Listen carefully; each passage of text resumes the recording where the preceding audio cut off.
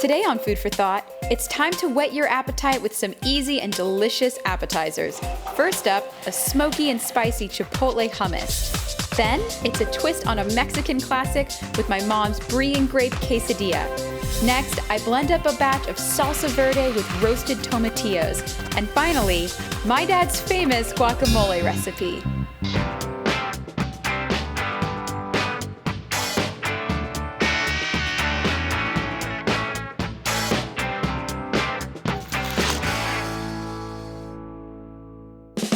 Who says appetizers are just for parties? It seems like we're eating at home more and more often now. And if food is left on the table, it will get eaten.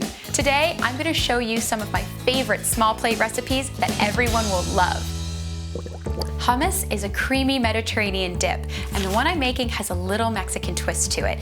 I add chipotle peppers, which are smoked jalapeno, so it adds this really beautiful smoky, spicy kick that is still really mild and great with blanched vegetables. So this is a super fresh platter that is absolutely delicious. The most important ingredient in hummus are garbanzo beans, otherwise known as chickpeas, and I love starting with them dry. It requires a little bit of extra effort. You have to soak them overnight, but it's totally worth it because you can add all these other flavors that you love and you get a lot of really great, deep, beautiful flavors going on. Now, if you don't have time to let these bad boys soak overnight, canned is totally fine. Just make sure to rinse off the residual salt, just to make sure they're not too salty. I've soaked my garbanzo beans overnight, so these are ready for my other ingredients, which is just rosemary and then 3 cloves of garlic. The easiest way to peel the garlic once I've taken it all apart is I just set it here and I use my big knife and I smash it. And what this does is it loosens up the paper around the garlic, so it makes it very easy to peel off. And I just pop that in, the rest of my garbanzo beans. The next one is even easier. I have some lovely rosemary here. I take a whole sprig and I just throw it in. Later on, I'll fish it out, but for now, the whole sprig's fine. So my garbanzo beans are ready to be simmered for, wait for it, 3 hours. I know that sounds super long, but it's really important to get it nice and tender. So go read a book, watch some TV, and let this simmer.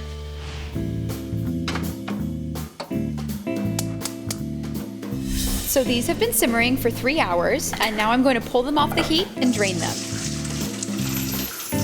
My garbanzo beans are perfectly simmered and they're nice and plump. Look how much bigger these got. The way you know that they're ready is if you squeeze them in your hand like so, they break right apart, super tender. I'm just gonna chuck these in the food processor while I get the rest of my ingredients measured out. And I'm going to fish out my rosemary because I want the flavor, not the stem, in my hummus. So I have all of my other ingredients ready to go in with the garbanzo beans, and I saved some of the garbanzo bean water. If you like a thinner, creamier hummus, garbanzo bean water is a great way to thin it out because olive oil actually thickens it. First going in, some tahini. Tahini is just sesame seed paste, and it adds a really wonderful kind of nutty flavor to the hummus. So I'm just gonna add a 1/4 cup, and that just goes right in. Next, I'm gonna have a little bit of lemon in there, and all I need is about 2 tablespoons worth, not that much. And now, the ingredient that kind of gives this whole thing a really interesting kick, chipotle peppers. It's really smoky and very spicy, and so these are smoked jalapenos that are in an adobo sauce. And I'm using the sauce to impart a really lovely, smoky, spicy, sort of interesting, deep background note to the whole thing. So I'm adding a tablespoon. It's not a lot, but it goes a long way. Next, I'm going to add some smoked paprika, and once again, that beautiful smoky flavor is really great in hummus, so I'm just going to put about ½ teaspoon in. That's about right. Now, for the most important part, the seasoning. A starchy bean like garbanzo really soaks up a lot of salt, so you're going to be very liberal with the amount of seasoning you're adding. So first I'm going to start with some black pepper, and I'm going to add my salt. And the final ingredient is some olive oil. I'm going to be adding about 1/3 cup, so a very good amount of olive oil. So I'm gonna pop this on. I'm going to pulse my garbanzo bean mixture until everything's nice and smooth. And if it's too thick, go ahead and add some of that garbanzo bean water to thin it out. So the consistency is perfectly smooth and still thick and creamy, exactly how I want it. It'll go perfectly with vegetables. I'm gonna give it a taste just to make sure if it needs any more adjustment. No, that's really good. It's perfectly seasoned, and you really get that chipotle kick kind of at the end. So it's smoky, a little spicy at the finish. It's so good. I have my hummus ready to go, and now I'm gonna move on to my vegetables. I have a whole bunch of my favorites right here, and some of them I'm going to blanch, so I need to prep those.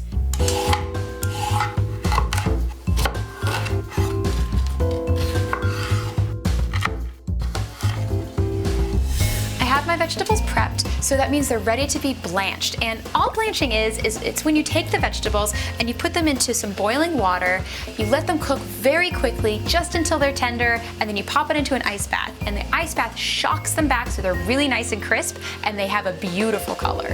So I'm gonna get started with my snap peas, and they're very delicate, so these only take about 30 seconds to blanch, whereas broccoli, probably about a minute.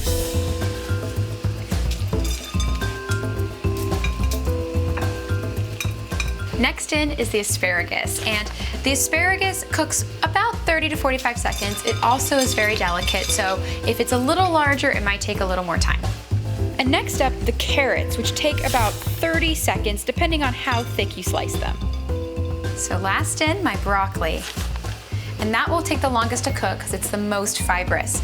The reason why I love blanching is it's wonderful if you want to freeze your vegetables. It's great to use with leftover fresh vegetables in the fridge that you don't know what to do with. If you blanch them, they'll last a lot longer, they'll look better, and they're very easy to steam. Well, I have to show you this because, I mean, look at the difference. You have the raw one right here, which is kind of dull and sad, and then this beautiful, vibrant one. And it looks great, it tastes really great, and I mean, who can't love this? My vegetables are all done, so now I'm gonna put my hummus platter together. Now I'm gonna organize my hummus, so all I'm gonna do is scoop some out, get it into this really pretty little bowl, and then I'm gonna garnish it with a little bit of olive oil and some of that smoked paprika. As you can see, this makes plenty of hummus. This is more than enough for me and a couple of friends. So I'm gonna be enjoying this all week long. It makes enough for at least 8 to 10 people. All right, so this looks pretty good. To finish the hummus, I'm just gonna drizzle it with a little bit of olive oil. Great. Now I'm gonna add my paprika. I'm just drizzling a little bit of smoked paprika just right on top, just to add a little bit of color and a little bit of flavor. Now I'm going to organize all of my vegetables. So I have my raw ones here and I have my blanched ones ready to go. I'm gonna kind of go in a rainbow order. I'm starting with some cherry tomatoes right here. Have some red bell pepper that I sliced up earlier. A little bit of orange, a little bit of yellow.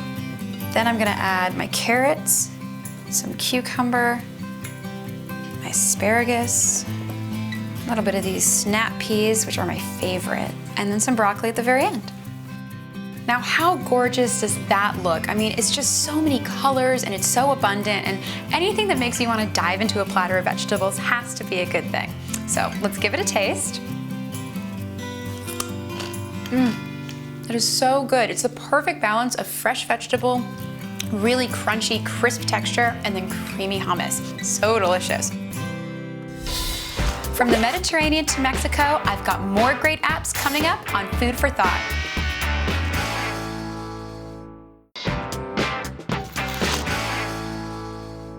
Appetizers are the name of the game today, and I'm going to show you my family's version of what's got to be one of the all-time most popular apps, the quesadilla.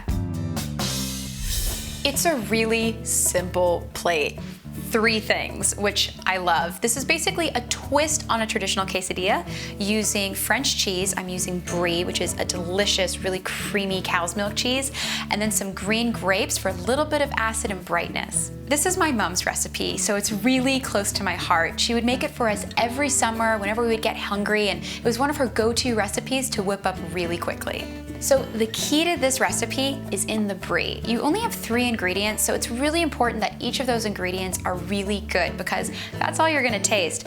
And when you taste Brie, you'll notice that it has sort of a tangy, pungent flavor, but a really rich, creamy, just sort of melt in your mouth texture. So it's a really beautiful combination. So to get started, I'm gonna start slicing my grapes. And when you're making a quesadilla, you actually don't need a lot. So I like using just a couple so you get really great sort of pop of that flavor and texture. Next, I'm going to slice my Brie. And the thing here is Brie loves to melt, so a little bit of it goes a really long way. So I'm gonna slice this pretty thin. To make sure I get plenty of coverage on the quesadilla, I'm gonna slice these in half. Well, now I just need to put my quesadillas together. The hard part's over. I basically have all the makings of a really delicious snack that'll be ready in about 10 minutes. Starting with my tortilla, I have that down here, and I'm gonna lay in a couple of my Brie slices. And I kinda like to smash it in a little bit just to get a little bit of coverage. And the thing here is you're not gonna coat the entire thing in Brie. You don't wanna do that, otherwise you're just gonna have Brie all over your pan, and that is not a good thing. You want just a little bit so it melts and fills in all the nooks and crannies. You can see I saved these last 2 slices. I'm gonna dot some of the grape halves here, and then I'm gonna put the other slices on top. So you would get like a bite of grape with cheese over it, cheese under it, just everything will melt together.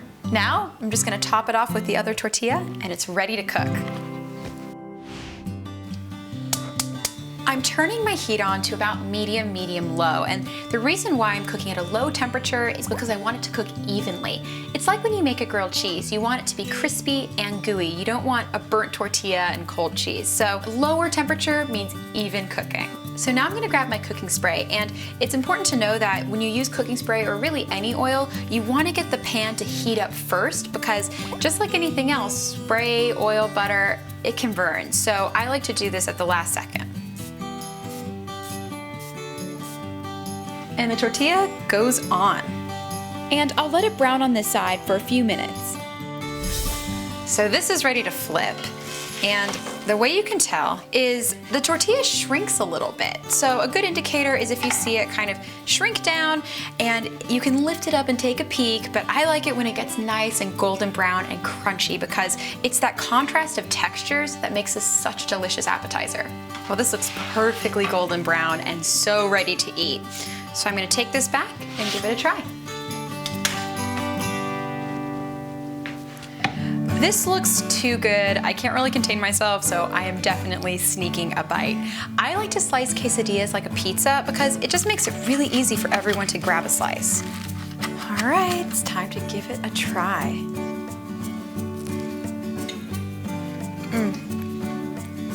That is so delicious, and if I have to say so, it is just like how Mom used to make them. The Brie is really buttery and mild and a little tangy, and then combined with the grapes, it's just that perfect hint of sweetness. It's such a good bite, and you just saw, so easy to make, so what's a girl not to love? No matter what it's filled with, no quesadilla is complete without a little guac and salsa on the side. When we come back, I'm adding a few of my favorite dips, all using the flavors of Mexico as my inspiration.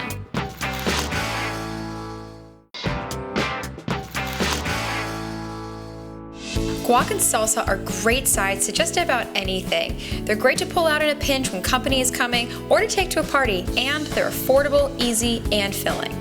Living in Southern California, the flavors of Mexico have really influenced me. The palate is filled with beautiful herbs and vegetables and fresh fruit, so it's something really fun to play with. Today, I'm making Salsa Verde, which just means green salsa, and the base of it are these green tomatillos. And you can use the Salsa Verde anywhere else you'd use a normal salsa. It's really versatile. The base of the Salsa Verde is made up by tomatillos, and tomatillos are related to the gooseberry and tomatoes. So they have that skin that gooseberries come in, but then they have that high acid flavor of tomatoes. And the thing here is I'm cleaning them by taking off the paper, and it really does feel like paper. It's very crumbly, but the tomatillos are very sticky, so I like to rinse them off. Now I'm going to prep these for roasting. So I'm going to be slicing them in half and then sticking them in the oven set to broil.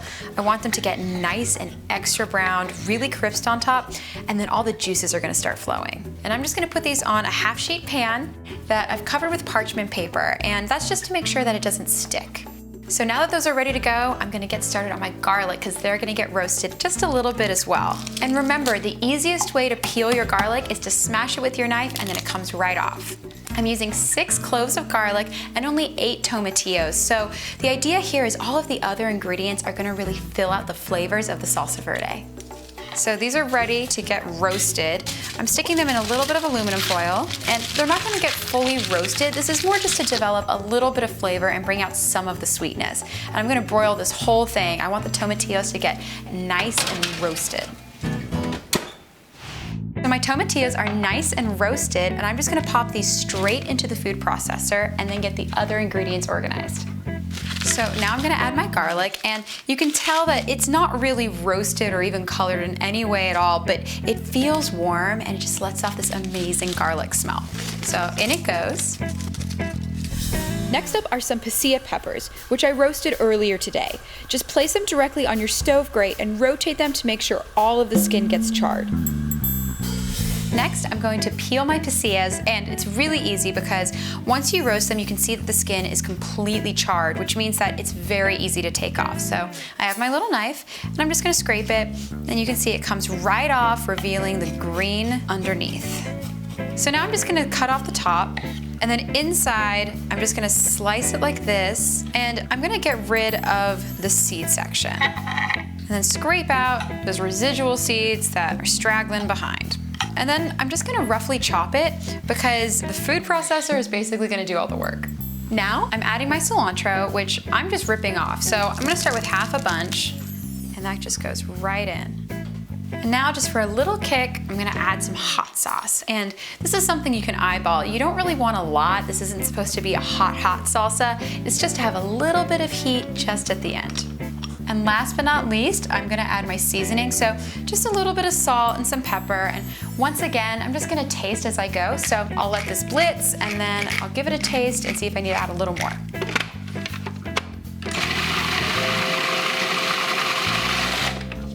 Okay, let's give it a taste.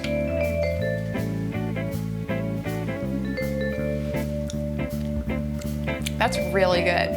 It's just bright and acidic and has a little bit of heat, and the pasilla peppers really come through. I love this stuff. I basically put it on anything, so I'm really excited. Well, I'm ready to move on to another great recipe, my dad's guacamole. This is my dad's recipe, but I really should say it's Uncle Tracy's. He gave it to my dad, and my dad's been making it ever since. And I love this recipe because it's super simple, really fresh, and if my dad can make it, I'm pretty sure anyone can. The base of guacamole is avocados, and the trick here to getting the pit out is I'm gonna set my avocado down, and using my chef's knife, I'm basically just gonna hit it into it, give it a little twist, and it pops right off, super easy. And now I use my spoon. I'm just gonna scoop out all of that soft deliciousness, put it right in my bowl. After adding the other 5 avocados, it's onto the red onion. And I like using a red onion because it has sort of a sweeter, milder flavor, and it doesn't overpower the buttery taste of the avocados. So I'm just gonna chop this pretty finely because I don't wanna get any big chunks of onion. So I'm just gonna pop about half of this in because I'm gonna add a little more as I mix it. I want this whole thing to be perfectly balanced. Up next, the cilantro. And I'm gonna be taking off the leaves just to make sure I don't get any of the stalks in there, because you don't really want anything chewy when you're enjoying a smooth, creamy guacamole. Well, that looks like enough cilantro, so now I'm going to finely chop it, just like so. Okay, well that looks very finely chopped. I'm just gonna pop this whole thing in there. Now, lemons are critical to guacamole. It not only keeps the avocado very green, but it adds a really important counter note to all of that buttery flavor that the avocado has. And now for the hot sauce. I'm just gonna eyeball it, but it's about half teaspoon, sort of whatever you feel like. And for the most important part, the seasoning. The salt in this equation is very important. It's gonna start with a little bit and taste as I go. And the black pepper goes in. It's so good in guacamole. Now I'm going to mash my guacamole, and I'm just using a fork. The trick here is you don't want to overdo it. You want it to still have a lot of texture. It should all come together and be really balanced. Well, that looks like the perfect consistency. There still are a lot of big chunks of avocado in there, but it's still creamy, so it's that perfect balance of texture. I'm gonna give it a taste to see if it needs any adjustment. That's so good. I got lucky and I got a little bit of everything in that bite. So I got some red onions, some of the cilantro. It's really delicious. Okay, when we come back, we're gonna put together everything we created today and see how it tastes. Don't go anywhere.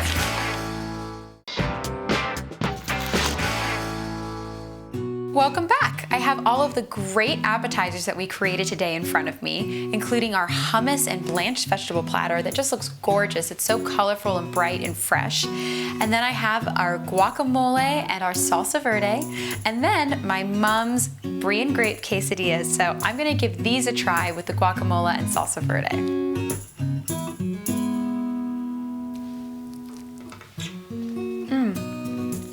That is so delicious. They go perfectly together. I love the guacamole with the quesadilla. So I have to say thank you to Mom and Dad for these amazing, simple recipes. They're perfect for a quick party that you need to put together, and you can be totally proud of them because they're so delicious. Tune in next week for more simple, delicious recipes just like these on Food for Thought.